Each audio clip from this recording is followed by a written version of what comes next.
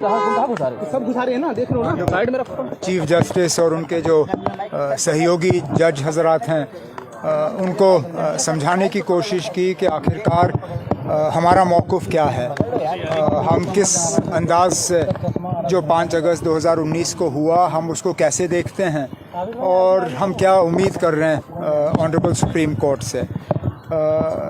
Honourable chief justice साहब और उनके जो सहयोगी जज हजरात हैं बेंच पे, उन्होंने भी कई सवाल उठाए जो कि कोर्ट का काम होता है। सर, संविधान सभा का सवाल उठा, जम्मू कश्मीर की संविधान सभा का सवाल खास तौर से उठाया गया ना। अगर ये सवाल नहीं उठेगा तो कौन सा सवाल उठेगा?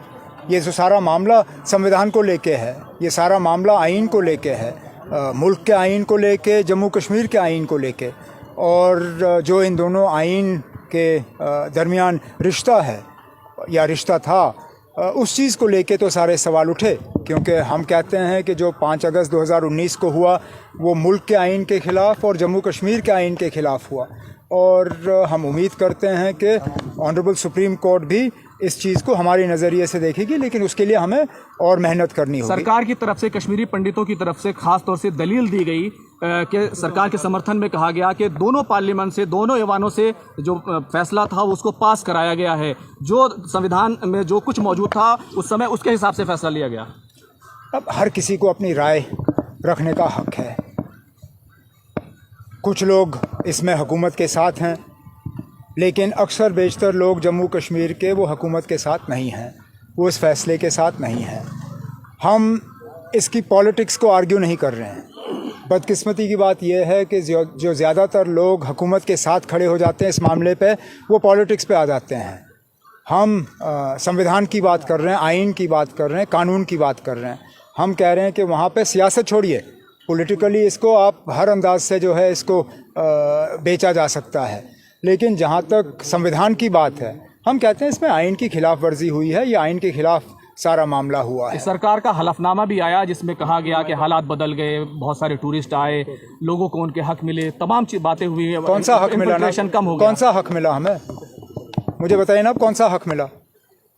मैं आपको आज अभी रीट्वीट के ज़रिए आपको सारे आंकड़े दे दूंगा, जिसमें कि एक पत्रकार जम्मू कश्मीर के, उन्होंने बिल्कुल साफ तौर ये साबित किया है कि ये सारा जो इन्होंने डेवलपमेंट की बात छेड़ी है और सारा कुछ जो ये कह रहे हैं 2019 के बाद बदला है, ये सारा गलत है, झूठ है। जम्मू कश्मीर में कुछ खास नहीं बदला। और जहाँ तक आप इन्फिल्ट्रेशन की बात करते हो, अगर वाकई ये बात सही है तो असेंबली इलेक्शन क्यों नहीं करा रहे हो? आप क्यों नहीं करा रहे हो? कहीं ना कहीं तो फिर मामले में गड़बड़ है। सर, बीजेपी ये कह रही है कि अब जो हो रहा है वो सब वो लोग गए हैं जिन्होंने आज तक सैकड़ों साल जम्मू कश्मीर को लूटा है, और अब उनकी लूट की दुकानें बंद हो गई थी, इसलिए उनकी दुकानें दोबारा चालू कराने के लिए एक पॉलिटिकल सवाल खड़ा करने की कोशिश है। पॉलिटिकल सवाल, बीजेपी का काम है पॉलिटिक्स करना। पॉलिटिकल जवाब हम उनको देंगे अगर वो मैदान में उतरने की हिम्मत करें। बुज़दिलों की तरह वो असेंबली के ये इलेक्शन कमीशन के पीछे क्यों छुपे हुए हैं? ये बड़ा आसान है बीजेपी वालों को। सुने ना, मुझे बात ख़त्म करने दीजिए। बीजेपी वाले आप लोगों को अपने दफ्तर में बुला के बड़े बड़े बयान देते हैं, हमारे ऊपर बड़े इल्ज़ाम लगाते हैं, बड़े आरोप लगाते हैं, लेकिन लोगों का सामना करने के लिए वो तैयार नहीं है। ये बुज़दिली है ना। आप सामने आइए, मैदान में हमारा मुकाबला करिए, हम देखते हैं कौन कहाँ पे खड़ा है। जम्मू कश्मीर के अवाम को लेकर कितना बड़ा सवाल अब सुप्रीम कोर्ट के सामने है? शायद आज़ादी के बाद से लेके आज तक सबसे बड़ा सवाल।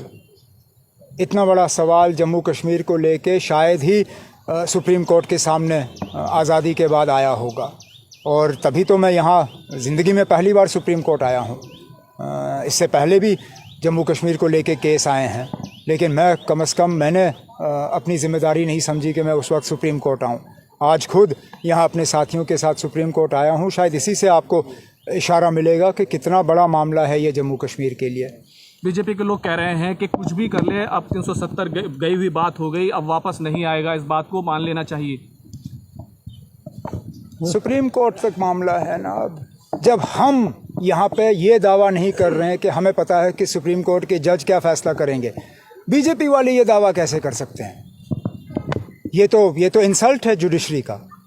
This is tantamount to almost as good as contempt of court. This should be taken a very serious note of. The Honorable Chief Justice and his brother judges are on the bench listening to this matter. How can the BJP pronounce judgment before the Honorable Supreme Court has pronounced judgment? This is contempt of court. This is highly unacceptable and objectionable from a responsible political party like the BJP that runs this country today. They should give the Supreme Court the chance to hear both sides. Let the Supreme Court give its judgment. जो Supreme Court का judgment होगा उसको कौन इनकार कर सकता है? PDP सदर महबूबा मुफ्ती ने कहा, सिर्फ जम्मू कश्मीर का सवाल नहीं है, मणिपुर से लेकर दूसरी रियासतों में तमाम चीजें हो रही हैं, अब देश को बचाने का सवाल है, इस तरह की बात कर रही है। क्या ये जम्मू कश्मीर का सवाल नहीं है? मैं जम्मू कश्मीर की बात यहाँ करने आया हूँ। मणिपुर को लेके हम सब चिंतित हैं। जो परसों गुड़गांव में हुआ उसको लेके हम परेशान हैं। उस परेशानी का हमने इज़हार पार्लियामेंट के बाहर भी किया। मणिपुर की जहाँ तक बात हुई, वो हमारे पार्टी के सदर जनाब फारूक अब्दुल्ला साहब ने बार बार मणिपुर का भी जिक्र किया है। लेकिन आज का मामला जो है वो जम्मू कश्मीर को लेके है। हाँ, इसका असर बाकी रियासतों पे भी पड़ सकता है। जिस तरह उन्होंने आइन को तोड़ मरोड़ के जम्मू कश्मीर का नक्शा बदल दिया, उसको तोड़ दिया, उसको यूनियन टेरिटरी का दर्जा दिया, कल को ये किसी भी रियासत के साथ कर सकते हैं। ये क्या कोई और रियासत इस चीज़ को तस्लीम करेगी? मिसाल के तौर पे अगर बीजेपी लगातार वेस्ट बंगाल में हारती रही तो उनको कौन रोकेगा वेस्ट बंगाल में ये करने से? वो अपने आप को दोबारा कॉन्स्टिट्यूएंट असेंबली के इख्तियार दे के वेस्ट बंगाल को तोड़ के वहाँ यूनियन टेरिटरी बनाएंगे। तभी तो हम कहते हैं ना, ये ठीक है, ये मामला जम्मू कश्मीर का है, हमारे साथ जो हुआ सो हुआ, लेकिन बाकी मुल्क में किसी और रियासत के साथ ये नहीं होना चाहिए। उसलिए भी हम ये मुकदमा जो है लड़ रहे हैं। जिस वक्त ये धारा 370 में अमेंडमेंट किया गया था तो जम्मू कश्मीर से लेकर और पूरे हिंदुस्तान में बीजेपी ने अपनी काफ़ी पेट थपथपाई थी। आपको लगता है कि वो राजनीतिक मुद्दा 370 के अंदर ढूंढने की कोशिश की गई थी? ये उनका पुराना मुद्दा था और मुझे उससे कोई एतराज़ नहीं है। हर पॉलिटिकल पार्टी को अपना हक होता है कि वो लोगों के सामने अपना मौक़िफ़ रखें और उस मौक़िफ़ के बुनियाद पे वो लोगों से वोट हासिल करें।